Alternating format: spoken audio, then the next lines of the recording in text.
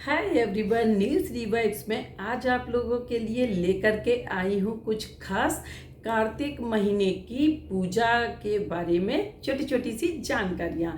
कार्तिक जो नहान होता है, स्नान होता है, वो एकादशी से ही स्टार्ट हो जाता है। और उस दिन से जो नियमित नहाने वाले लोग होते हैं, पाठ का, अध्याय का पाठ करने लगते हैं, डेली नहाते हैं। तो कोई गीता का संकल्प लेता है, कोई रामायण का लेता है, और कोई जो है कार्तिक की कहानियाँ कहता है, सुनता है, कोई मंदिर की सेवा का नियम लेता है। कहने का मतलब है कि इस पवित्र महीने में माना जाता है कि जल में जो है सभी हमारे जो देवी देवता हैं वो निवास करते हैं, और उनका पूजन जल के द्वारा बहुत सरल विधि से किया जा सकता है। कार्तिक स्नान में एक बार गंगा जी में स्नान करना बहुत ज़रूरी होता है। गंगा जी हो, यमुना जी हो, तो जो पर्व पढ़ते हैं, दीपावली जागरूकता पैदा करती है पूजा पाठ के लिए, बड़े बड़े त्यौहार हैं तो उनको ज़्यादा जानते हैं, मगर कुछ छोटी छोटी चीज़ें हैं जो हमें बहुत दोगुना चौगुना फल देती हैं। पूरे कार्तिक महीने नहाते हैं, उसके नियम होते हैं। कार्तिक के महीने में आपको जो सबसे ज़्यादा पसंद हो उस चीज़ को छोड़ते हैं, उसका संकल्प लेते हैं अपने किसी भी आराध्य देव के लिए। आप जिस किसी का भी पूजन करते हैं उनके नाम से उस चीज़ को छोड़ना होता है। और जब कार्तिक का हम उद्यापन करते हैं, जब पूर्णिमा आती है तो बोलते हैं बटेश्वर पूर्णिमा बोली जाती है उसको हमारे यहाँ। आप लोग क्या क्या बोलते हैं पता नहीं, बीच बीच में त्योहार सभी के एक से ही होते हैं, बस उनको नाम थोड़ा सा अलग दे दिया है। तो किसी ब्राह्मण को खिलाने के बाद ही हम उस चीज़ को दोबारा से खाते हैं। बहुत छोटी छोटी सी चीज़ें बताऊंगी। हर इंसान धनवान होना चाहता है, हर इंसान सुख समृद्धि सौभाग्य चाहता है। तो बस इस कार्तिक के महीने में आप कर लीजिए कुछ छोटे छोटे से उपाय, और देखिए फिर आपको कितना लाभ देते हैं। सबसे पहला तो ये है कि कार्तिक मास में हमें ज़्यादा देर तक बिस्तर पे नहीं सोना चाहिए। सूर्योदय से पहले हमें उठ जाना चाहिए। और जो कार्तिक स्नान वाले होते हैं वो तो 4 बजे उठते हैं और नहाते हैं। अब जैसे कुछ लोग बीमार हैं तो यहाँ पे ये भी होता है कि लोगों को भ्रम होता है कि क्या हम गर्म पानी से नहा सकते हैं। तो हाँ, गर्म पानी से नहाने का मतलब ये है कि आजकल ताज़ा पानी तो है नहीं, पहले कुआं तालाब बावड़ी बहुत सारे होते थे। तो और जो बहता हुआ जल होता है वो एकदम से इतना ठंडा नहीं होता है जितना कि रखा हुआ, आजकल टंकियों में सेव करके रखा हुआ होता है, तो वो बहुत ज़्यादा ठंडा होता है। तो यहाँ पे आप हल्का गुनगुना, कहती है ना, भरकता हुआ, कि जो ना ठंडा हो ना ज़्यादा गर्म हो, उस जल से आप स्नान कर सकते हैं। सूर्य से पहले स्नान करें, सूर्यदेव को जल दें। और माता लक्ष्मी का महीना होता है, खासकर ये माता लक्ष्मी की पूजा की जाती है। जैसे सबसे पहले आ जाता है हमारा करवा चौथ का व्रत, ये इसको तो सभी जानते हैं। उसके 4 दिन बाद पड़ जाती है अहोई अष्टमी, और अहोई अष्टमी के दिन से ही आप समझ लीजिए कि बिल्कुल एकदम से मन में भाव आ जाता है कि बस धीरे धीरे सब त्यौहार होते हैं। त्योहारों के बीच में हम बहुत बिजी होते हैं, बहुत सारी तैयारियां करनी होती हैं, तो ज़्यादा टाइम अगर पूजा को नहीं देना चाहते हैं तो बस सुबह सूर्योदय से पहले उठ जाएं और तुलसी पूजन। कार्तिक मास में ना तुलसी पूजन का बहुत महत्व होता है। बहुत बड़ी बड़ी कथाएं हैं, इसके लिए वीडियो बड़ी हो जाएगी, तो मैं इस वीडियो में शॉर्ट में बता रही हूँ। नेक्स्ट वीडियो में मैं आप लोगों को कुछ एक कथाएं भी ज़रूर शेयर करूँगी। तुलसी माँ की पूजा करें और गाय माता की ज़रूर पूजा करें। गाय माता की तस्वीर ले लें, या गाय माता को आप पीतल की मिल जाए, चांदी की हो, और कुछ भी ना हो तो ओरिजिनल गाय माता जो होती हैं उनको हरा चारा खिलाएं। तो राहु का जो प्रभाव होता है हमारी राशि पे वो बहुत कम हो जाता है। और आप चारे में कुछ भी खिला सकते हैं, किसी गौशाला में जाके आप खिला दें। और गोपाष्टमी का भी व्रत आएगा कार्तिक के महीने में, उसको भी आप जरूर करें। इसमें आंवला नवमी भी आ जाएगी।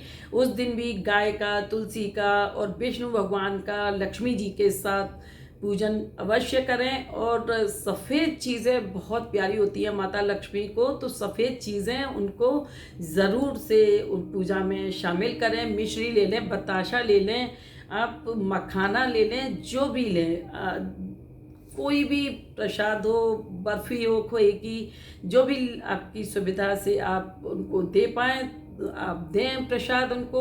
और यहाँ पर सफाई की बात आती है, तो दीपावली की जब सफाई आप करते हैं तो आप अपने घर से सबसे पहले तो सारा कबाड़ निकाल दें। कुछ लोग अपनी सफाई तो कर लेते हैं बट उस कबाड़ को कहीं छत पे पहुंचा देते हैं, या कहीं जो दो छत्तियाँ बोली जाती हैं जैसे टाण जो भी कुछ बोलते हैं, स्टोर रूम एक बना लिया होता है उसमें भर देते हैं। ऐसा बिल्कुल भी ना करें। सफाई करने का मतलब है कि आप टूटा फूटा सारा सामान अपने घर से निकाल के फेंक दें। बंद घड़ी बिल्कुल भी ना रखें। अगर आप इंतज़ार कर रहे हैं कि हम इसको सही करा लेंगे तो आप या तो उसको सही करा लें, थोड़ा सा टाइम निकाल के, बिजी शेड्यूल होता है, लोग नहीं कर पाते हैं, तो बस यही है कि या तो उसको सही करा लें या उसको घर से निकाल दें। ये राहु केतु को बढ़ावा देने वाली होती है। हमारे इलेक्ट्रॉनिक्स की जो भी चीज़ें होती हैं बंद पड़ जाती हैं, उनको बंद नहीं रहने देना है बिल्कुल भी। झाड़ू हमारा पुराना हो जाता है, उसको भी खास दिन में ही देख के हमें झाड़ू को अपने घर से बाहर निकालना चाहिए, क्योंकि झाड़ू में जो है माता लक्ष्मी का वास होता है। ऐसा कहा जाता है कभी भी झाड़ू पे पैर ना रखें। झाड़ू पे गलती से भी पैर पड़ जाए तो तुरंत झाड़ू पे हमें चरण स्पर्श कर लेने चाहिए, कान पकड़ के माफ़ी मांग लेनी चाहिए, ये सोच के कि जैसे हम माता लक्ष्मी जी के सामने क्षमा मांगते हैं। माता लक्ष्मी जी का पूजन तो सभी लोग करते हैं, साल में एक बार करते हैं। अरे एक बार क्या, आप रोज़ कीजिए और देखिए माता लक्ष्मी आपको धन से भर देंगी आपका घर और आपकी खुशियों से भर देंगी झोलियाँ। तो यहाँ झाड़ू को लेके कुछ बात है। तो शनिवार, ये शनिवार आ रहा है, इसी शनिवार को अगर आप लें तो 3, 5 या 7 झाड़ू खरीदें आप। और कार्तिक का महीना है, इस पवित्र महीने में दान का बहुत महत्व होता है। हर दिन एक नया दान बताया जाता है। और यहाँ पे जो दीपावली का पर्व स्टार्ट हो चुका है, सभी जगह लाइट्स हो गई हैं, करवा चौथ से ही लाइटिंग शुरू हो जाती है। लेकिन आप लोग भी अगर कुछ ना कर सके तो एक दीपक तुलसी जी के पास जलना है और एक दीपक अपने मेन गेट पे जलाना है। और उसके साथ ही आप चाहें तो छोटा सा एक स्वास्तिक बना दें, और चाहें तो आप लक्ष्मी जी के चरण बना दें, और नहीं तो मार्केट से बने हुए चरण आते हैं, आप वो भी लाके लगा सकते हैं। दीपावली का वेट ना करें कि हम दीपावली पर ही माता रानी के चरण लगाएंगे। और अपने जो पुराने बंधनवार जैसे लगाए होते हैं ना, उसको भी हटा दें इस टाइम और नया बंधनवार लाके लगाएं। नीम के पत्ते और जो होते हैं तो नीम की डंडी ले लें और आम के पत्ते ले लें। आम के नहीं हो तो अशोक के पत्ते का तोरण बनाएं। नीम के पत्ते तो आप सभी जानते हैं बैठक होते हैं, हमें हमारे शरीर की भी रक्षा करते हैं और हमारे वातावरण को भी शुद्ध रखते हैं। तो इन दिनों सर्दी गर्मी का उतरता चढ़ता जो टाइम है, मौसम है ये, तो इसमें बीमारियों का बहुत ज़्यादा रिस्क रहता है। इन द्वार पर उस तोरण को लगा दें तो इसके भी आप फायदे देखेंगे कि कितने होते हैं। और यहाँ पे झाड़ू से जुड़ी बात बताऊंगी कि अगर आप थोड़ा सा भी परेशान हैं, आप कर्जे में हैं और धन की कमी आपको सता रही है, तो आप झाड़ू लेके आएँ, एक दिन पहले लाके रख लें और दूसरे दिन ब्रह्म मुहूर्त में उठ के आपको कोई देखे नहीं और बस मंदिर में सेवा के लिए उस झाड़ू को रख दें और फिर देखिए कैसे चुटकियों में माता रानी आपके घर दौड़ी चली आती हैं। हम लोग साफ सफाई कराते हैं कि माता रानी हमारे घर आएंगी। हर किसी के दिल में ये भाव होता है कि दीपावली पर माता रानी हमारे घर आएंगी, लेकिन दीपावली नहीं, पूरे कार्तिक के महीने भी आप माता रानी को बुला सकते हैं इन छोटे छोटे उपायों को करके। कार्तिक के महीने में आप पूजा करें, उसी के गमले को अच्छे से गेरू से, जाठी के गमले होते हैं तो गेरू से पो दिए जाते हैं, और अगर प्लास्टिक के गमले में है या सीमेंट के गमले में है तो अच्छे से उसको भी किसी कपड़े से या चुनरी होती है उससे आप उस गमले को सजा लें और बहुत सफाई रखें। जहाँ पर आपने तुलसी जी का पौधा रखा है उस जगह पे बहुत सफाई भी होनी चाहिए, गंदा नहीं रहना चाहिए बिल्कुल भी। शालिग्राम जी की पूजा जरूर करनी चाहिए।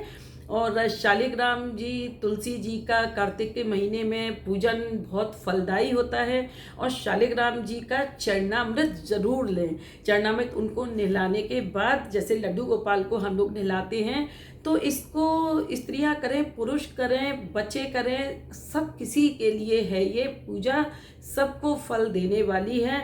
और कार्तिक में तुलसी नामाष्टक का आप पाठ कर सकते हैं, तुलसी जी के नाम पढ़ सकते हैं और शालिग्राम जी को नहला दें। और बहुत प्यारी आरती है कि शालिग्राम सुनो बिनती मेरी, ये वरदान दया कर पाऊं, प्रात समय उठ मज्जन करके प्रेम सहित स्नान कराऊं, चंदन धूप दीप तुलसी दल वरण वरण के पुष्प चढ़ाऊं, तुमरे सामने नृत्य करूं, नित घंटा शंख मृदंग बजाऊं, ऐसी कृपा करो मुझ पर मैं जम के द्वार न जाने पाऊं, शालिग्राम सुनो बिनती मेरी, ये वरदान दया करे पाऊं, चरणों का चरणामृत लेकर कुटुंब सहित बैकुंठ सिधाऊं, शालिग्राम सुनो बिनती मेरी, ये वरदान दया करे पाऊं। तो ये एक ऐसी वंदना है कि ज़रूरी नहीं कि हम बहुत सुरीले कंठ से भगवान को हम बुलाएंगे तभी आएंगे। अरे हम जैसे भी हैं, जो भी हैं, उन्हीं की बनाई हुई संतान हैं, उनके प्रिय हैं, उनको जिस भाव में हम बुलाएंगे वो दौड़े चले आएंगे। तो शालिग्राम जी हुए या माता तुलसी हुई, सभी भगवान विष्णु का रूप हैं। और तुलसी के ऊपर जो मंजरी आ जाती हैं, उन मंजरियों से, जैसे हर एक देवता का एक प्रिय होता है, पुष्प होता है, उसी तरीके से माता लक्ष्मी को कमल का पुष्प पसंद है और हमारे गणपति को दूर्वा पसंद है। और विष्णु भगवान को जो है मंजरी, जो मंजरी होती है तुलसी जी के ऊपर आ जाती है, बीज होते हैं, वो मंजरी बहुत भगवान को प्रिय है। तो इसलिए विष्णु भगवान को जो है आप मंजरी ले आएं, आपके घर में भी तुलसी जी पे आ जाती है, उस मंजरी को उनके चरणों में अर्पित कर दें। और बस ओम विष्णुवे नमः, ओम विष्णुवे नमः, ये तो सभी नॉर्मल बोल सकते हैं। आप दूध का प्रसाद रख दें उनको। कार्तिक के महीने में आप उनको भोग लगाइए। हर भगवान का अपना अपना भोग होता है। पूजा में मिश्री रख लीजिए, पूजा में बताशा रख लीजिए, पूजा में आप कच्चा दूध जैसे आता है आपके घर में, तो ये नियम बना लें। मैं अपने लड्डू गोपाल जी को पिलाती हूँ दूध, उनको रखती हूँ। जब भी मक्खन बनाती हूँ तो माखन का लौंदा जो उनके हाथ में होता है ना, वही मैं गोल लौंदा बना के थोड़ा सा उनके मिश्री डाल के और मैं रख देती हूँ। तो इस तरीके से हम चाहें तो हर तरीके से पूजा कर सकते हैं। और अहोई अष्टमी अभी पूजा हुई है, तो अहोई अष्टमी ये मैं जो गले में पहने हुए हूँ, ये बहुत प्यारा है मुझे ये कार्तिक का महीना, कि इस टाइम बहुत अच्छा लगता है, एकदम से अपने पारंपरिक वेशभूषा में आ जाते हैं और अपने फेस्टिवल्स को मनाते हैं। कुछ टाइम के लिए अपने गले से लगा के भी रखते हैं। तो ये चांदी की देखिए अहोई माता हैं, ये गाय बनी हुई है अपने बच्चों के साथ इस पे, और ये सोने की अहोई माता हैं। अब अहोई माता का हम पूजन करते हैं तो किसी की बहू की, बेटी की चलती कोख है, तो अगर उसको बेटा होता है तो उसमें ये दाना बढ़वाया जाता है। तो ये देखिए, ये मैंने अहोई बनवाई थी, पूजा की थी, फिर मुझे बेटा हुआ तो मैंने ये 2 दाने ये बढ़वाए, और उसके बाद फिर मुझे दूसरा बेटा हुआ तो मैंने उसके लिए ये दाने बढ़वाए। ऐसे ऐसे करके मेरे ये दाने बढ़ते चले गए हैं। जब बेटा होता है परिवार में तो अहोई माता का उजमण किया जाता है। तो उजमण में क्या होता है कि 7 साड़ियाँ होती हैं, 7 उस पर सुहाग की पोटली बना के रखी जाती है, और 7 सभी सामान होते हैं, पूरी होती है, हलवा होता है, माता रानी का पुए होते हैं। आपके यहाँ जो भी बनता है वही चीज़ आप रख लें। अब तो जगह सभी का जो है संकल्प लेके कि माता रानी आपने हमारी गोद भरी है, तो बस हम आपका उजमण कर रहे हैं। और अपनी सास, ननद, भांजी, भांजे जो भी हैं उनको आप ये दान कर दें। तो इस तरीके से होता है ये उजबण। और कथा में बहुत जल्दी में थी, सबको बता चुकी हूँ, मैंने वीडियोस डाल रखे हैं कि नोएडा दिल्ली के टूर पे थी। तो वही अष्टमी वाले दिन आई, घर बहुत गंदा था, साफ सफाई करके तुरंत फटाफट जल्दी से मार्केट किया, पूजा का सामान लेके आई और रात में 11 बजे मेरा जो था व्रत खोला मैंने। पूजा करते करते मतलब तैयारी करते करते भी बहुत लेट हो गई, क्योंकि गंदे घर में कभी पूजा नहीं होती है। तो पूरे घर को पहले से अच्छे से साफ सफाई करके, किचन साफ करके तब ये सारा किया था। कहने का मतलब ये है कि जो वर्किंग हैं, ऑफिस जाती हैं महिलाएं, उनके लिए ये है, उनके मन में ये दुविधा होती है कि हम कैसे करें इस व्रत को। करवा चौथ के लिए भी उनके मन में ये दुविधा होती है कि कैसे करें। तो हम बिल्कुल भी अपने मन में ये भाव ना लाएं। आप अपने मन में बहुत अच्छा भाव रखिए कि बस मैं इस व्रत को किसी अपने के लिए कर रही हूँ। कहीं कहीं सरगी चलती है, तो सासू माँ जो सरगी देती हैं, हम लोगों के यहाँ नहीं चलती सरगी। अच्छी बात है ये सरगी देना। बहू भी अपनी सास को सरगी ना देके वो उन दिया जाता है, उनको बोलते हैं बयाना, बयाना देती है। तो हर बहू को भी अपनी सास को बयाना देना चाहिए। अगर आप ऑफिस जाते हैं तो आप उस जो सासू माँ ने आपको कलश दिया है उसको आप किसी साफ बॉटल में भर के ले जाएं पानी को अपने साथ, और जो अनाज दिया है उसको भी रख के ले जा सकते हैं अपने साथ, उसको ज़रूर रखें। और पूरा कलश खाली करके बिल्कुल भी ना जाएं, क्योंकि शाम को आके पूजा करनी है। और जब शाम को घर पे लौटे तो जो आप कलश ले गए थे साथ में, जो अनाज ले गए थे, वो वही मिश्रित रख लें और उसी से पूजा करें। करवा चौथ के तरीके से ही अहोई अष्टमी की भी पूजा होती है।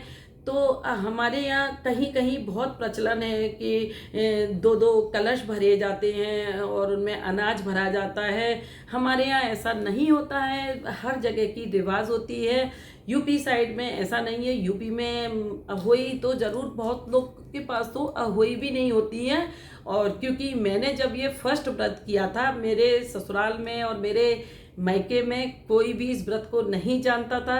सबसे पहले जब मुझे बड़ा बेटा आने वाला था तो मैंने इस व्रत को किया था, तो माता रानी ने मुझे बेटा दिया। और बहुत छोटा था पहले व्रत में, तो वो खा भी नहीं पाया था, बस उसके मुंह में ऐसे ही थोड़ा थोड़ा सा जुटा दिया था कि बस थोड़ा इसकी वजह से व्रत किया है, बेटे की वजह से।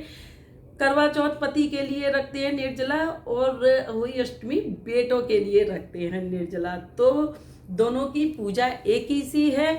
बस आप गेहूं लें, माता का जहाँ चौकी लगा रहे हो आप, तो चौकी पे जैसे किसी के पास तस्वीर में मड़ी हुई होती हैं, कोई कैलेंडर लगाते हैं, तो हमारे यहाँ सीखें होती हैं, पीली सीख जो होती है उसमें रुई को लपेट के, और कहते हैं ना स्याऊ माता ने फुरेरी सुरही गाय ने जो डाली थी, उसकी कथा में सुनाऊंगी आपको। जब दीपावली के दूसरे दिन स्याऊ माता की पूजा होगी तब वो कथा सुनाई जाती है।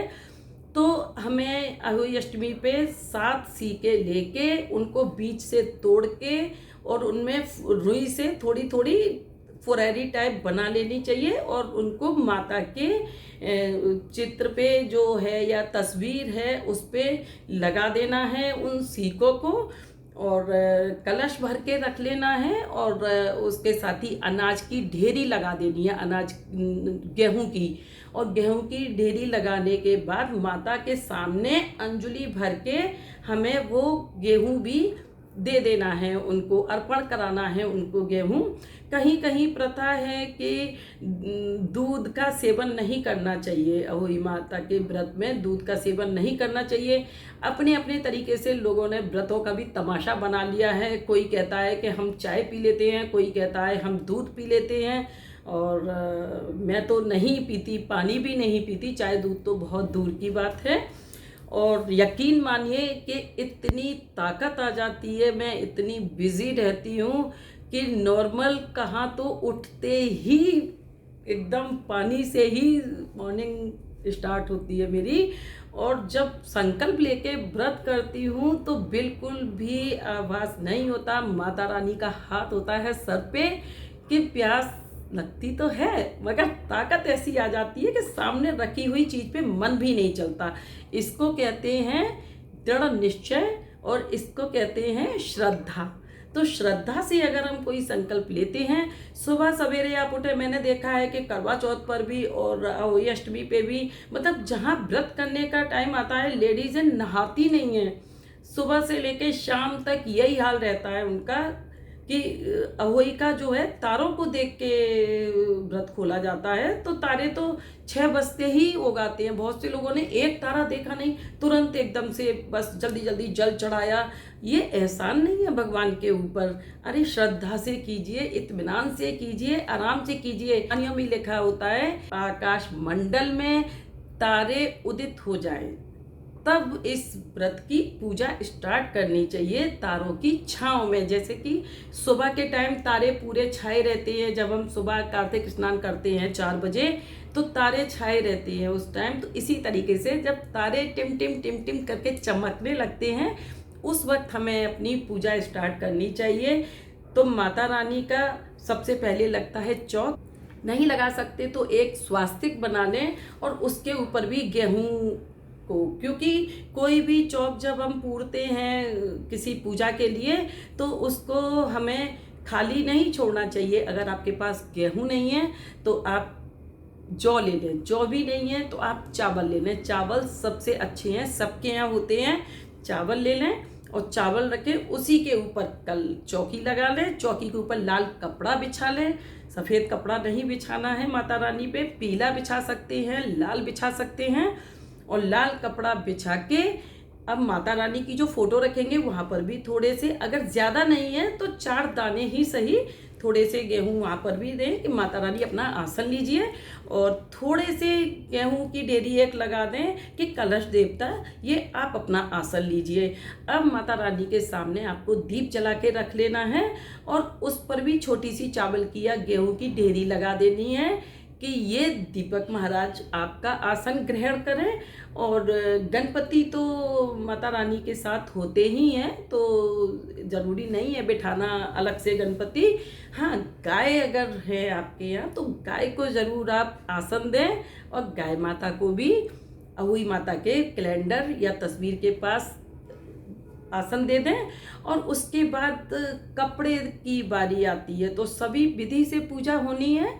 तिलक करें उनका कुमकुम से, रोली से, और अहोई माता को भी वहीं जो आपने लोटा भर के रखा हुआ था उसी लोटे पे अहोई माता, लोटे पे या जो तस्वीर है उसके पास अलग से स्थान दे दें। वही चावल या गेहूं की ढेरी लगा के फिर उनका रोली से तिलक करना है और अक्षत के साथ, और पुष्प दे देने हैं उनको। उनका जो आपने भोग बनाया है आप भोग दे दें उनको। और उसके बाद माता रानी की कथा कहें और कथा करने के बाद आरती करें। कथा में डिस्क्रिप्शन बॉक्स में डाल दूंगी, इसमें पूरी कथा सुनाऊंगी तो बहुत बड़ी हो जाएगी। मेन बात बता देती हूँ। और लोगों को बहुत दुविधा में मैंने देखा है, मुझसे भी बड़ी बड़ी एज की हैं जो, वो भी दुविधा में आ जाती हैं। अब क्या करें, मेरी ननद मेरे वगैरह सभी लोग ना हर साल करते थे, बट जब दूसरी साल आती है फिर भी वही, अब इसमें क्या होगा, कैसे होगा, क्या क्या लाना है। तो कभी कभी हो जाता है ऐसा, जब हमारे ऊपर बहुत सारी जिम्मेदारियां होती हैं तो हम ही भूल जाते हैं चीज़ों को कि कैसे किया था, कैसे नहीं किया था। तो कोई बात नहीं है, अगर हम भूल भी जाते हैं कुछ तो दोबारा से हम, किताब एक आती है, किताब में सारी विधि दी हुई है पूजा की, सारा कथाएं दी हुई हैं। इसमें आपके पास टाइम है तो आप गणेश जी की कहानी कह लें, तुलसी जी की कहानी कह लें, और अहोई माता की कहानी बोलें। छोटी कहानी है, बड़ी कहानी भी है। बहुत से लोग निर्जला व्रत करते हैं श्रद्धा के हिसाब से, कितने भी बीमार हो जाएं, शाम तक आते आते बीमार भी हो जाती हैं, लेकिन फिर भी माताएं अपनी हिम्मत नहीं हारती। उनको मेरा सैल्यूट है कि माताएं बहुत प्यार से अपने बच्चों के लिए रहती हैं इस मानता से। तो देखिए उनका व्रत पूर्ण होता है। तो उनके लिए छोटी कथा भी है, छोटी कथा कह लें। और अगर आप कहीं गिर गए हैं, जैसे इस बार मैं गिर गई थी, तो मैं सुबह सुबह उठी और सुबह मैंने अपना नहाया, और उसके बाद पूजा क्या करूं। तो मुझे ना कंठस्थ है, मुझे बहुत सारी चालीसा और स्तोत्र जो है, जो मेन पूजा होती है, वो सब भी मुझे कंठस्थ हैं। मैं कहीं भी हूँ, मैं अपना वहीं गुनगुनाने लगती हूँ अपने टाइम के हिसाब से। तो बस मेरी वही पूजा मानी जाती है कि बस आज मैं आपके सामने नहीं हूँ और आप मेरे साथी हो। मोबाइल में सबके साथ होते हैं, तो मेरे सभी देवी देवता मेरे मोबाइल में हैं। तो मैंने तुरंत अपनी वही माता को निकाला और उनको तिलक वगैरह दिया। आप हंसोगे, मैंने उनको किस चीज़ का तिलक दिया। और कहते हैं ना, जब मन से और भाव से तिलक देते हैं ना हम, कोई मन में ये होता है ना कि हाय हम ये नहीं कर पा रहे, तो कहीं ना कहीं से ऐसा साधन बन जाता है कि आप अपनी उस पूजा को पूर्ण कर लेते हो। तो मैंने अपना मोबाइल खोला और मोबाइल खोल के तो मैं अपने साथ छोटी छोटी चीज़ें, कहीं भी एक दिन के लिए भी जाती हूँ तो मैं अपनी लेके जाती हूँ। तो मैंने तुरंत, एक मेरे पास बेटी को मिली थी सुहाग की पिटारी, तो मैंने उस सुहाग की पिटारी को खोला और उसी में से सिंदूर से माँ का तिलक कर दिया अपने मोबाइल पे ही। और संकल्प ले लिया, जल का हाथ में लोटा लेके और सूर्य नारायण को चढ़ा दिया कि बस माता रानी आज बीमार हो गई हूँ और बस लाज रख लेना मेरी, कि मुझे सफ़र भी करना है और घर में एक मिनट के लिए नहीं रुकना है। और मैं बस अच्छे से, मैं तभी मानूंगी कि आप मुझ पे खुश हो कि मैं अच्छे से अपना व्रत बिना किसी बीमारी के, बिना किसी रुकावट के पूरा कर पाऊँ। तो माता रानी ने मेरी मुराद सुन ली और मैं बहुत खुश हूँ। बस यही चाहिए होता है कि जब हमारी अंदरूनी कोई मनोकामना पूर्ण होती है तो हमारा विश्वास और मजबूत हो जाता है और दृढ़ हो जाता है कि हाँ, कहीं ना कहीं भगवान हैं। बहुत लोग नास्तिक होते हैं, कहते हैं क्या होता है। मेरे बैंक मैनेजर ने बोला अरे किस चीज़ का वाटर मांग आया, तो मैंने कहा मेरा तो निर्जला व्रत है आज, मैं तो नहीं लूँगी इसको। तो अरे कौन रहता है आजकल ये व्रत। तो ऐसे भी लोग हैं कि आपको कोई अच्छा काम अगर आप कर रहे हो तो उसमें 10 बातें निकाल देते हैं, आपको दकियानूसी बोल देते हैं, जो भी बोल देते हैं। बट इधर से सुनिए, इधर से निकालिए। अच्छे काम के लिए अगर आपको कोई रोकता है तो इधर से सुन के इधर से निकाल दीजिए, और आपको कोई अच्छी सीख देता है तो एक कान से सुन के दूसरे कान को बंद कर लीजिए ताकि वो निकल ना पाए और हमारे माइंड में सेट हो जाए, अच्छे से सेट हो जाए। क्योंकि अच्छी बातें बताने वाले बहुत कम लोग होते हैं, हमें हमारे मार्ग से भटकाने वाले लोग बहुत मिलेंगे। आप लोग समझदार हैं, आप लोग नोटिस किया करें इस चीज़ को कि जब हम कुछ अच्छा करना चाहते हैं तो लोग हमें भटकाने की कोशिश करते हैं, और जब हम कुछ गलत करते हैं तो लोग हमें बढ़ावा देते हैं, हाँ भाई बहुत अच्छा, ये काम बहुत अच्छा कर लिया, और फिर हमारी पीठ पीछे वही लोग हमें बदनाम करते हैं। तो अच्छी सीख अगर हमें मिल रही हो तो उसे हमें बिल्कुल गांठ बांध के रख लेना चाहिए। हर बात हमारे लिए कोई ना कोई इशारा लेके आती है, ऐसा हमें मानना चाहिए। तो अब जब मैं वहाँ से चली और जब मैं बस में बैठी तो मैं बस में भी बस मेरा पूरा वही फोकस था, मेरा वही ध्यान था कि माता रानी बस, धूप भी तेज़ है, सारा कुछ है, और ऐसा ना हो कि कहीं चक्कर शक्कर आ जाए, तो कुछ भी नहीं। और एकदम से कोई एक लेडी, मुझे नहीं पता कहाँ से आई, क्या थी। अब लोग कहेंगे अरे ऐसी लेडीज है तो मानने वाली घूमती रहती हैं। मैं कई बार जा चुकी हूँ, मैंने आज तक कभी नहीं देखा, ये पहली बार देखा कि इतनी ताजगी, एकदम इतनी महक, बस छोटे से किसी उसमें माँ दुर्गे को बिठा के एक लेडी धूप बत्ती और दीप जला के, दीपक तक जला के, और सुबह का टाइम था तो दीपक जला हुआ था और मांग रही थी। तो मैंने जब बस के शीशे से देखा तो मैंने दूर से हाथ जोड़ लिए, माता रानी आपने अच्छे दर्शन दिए, यात्रा शुभ होगी, अच्छी होगी। दूसरे ही पल मैं देखती हूँ किसी ने मेरे कंधे पे आके ऐसे किया, मैं पीछे मुड़ के देखा, वही लेडीज खड़ी हुई थी, उसमें सिंदूर भी रखा था, कटोरी में सिंदूर भी रखा था। तो मैंने माता रानी को, जो मेरी औकात थी, मैंने वो दक्षिणा चढ़ा दी और उसी में से थोड़ा सा सिंदूर लेके माता रानी को तिलक कर दिया और खुद को भी तिलक कर लिया। तो देखिए कहाँ मैं अपने मोबाइल पे पूजा करके आई थी और मंदिर में मुझे माता मिलती, वो माता मेरे पास खुद चल के आ गई। मैं तो यही मानती हूँ कि माता खुद चल के आ गई, उनका ही आशीष था कि सुबह 5 बजे से उठने के बाद रात के 11 बजे तक मैं निर्जला रही और मुझे बिल्कुल भी कोई तकलीफ़ नहीं हुई, कोई थकान नहीं हुई, या कह लीजिए मैंने फील नहीं की। तो मैं मानती हूँ कि इसमें उन्हीं का हाथ था। जो अदृश्य शक्तियाँ हैं, जो ताकतें हैं, वो हमारा साथ देती हैं।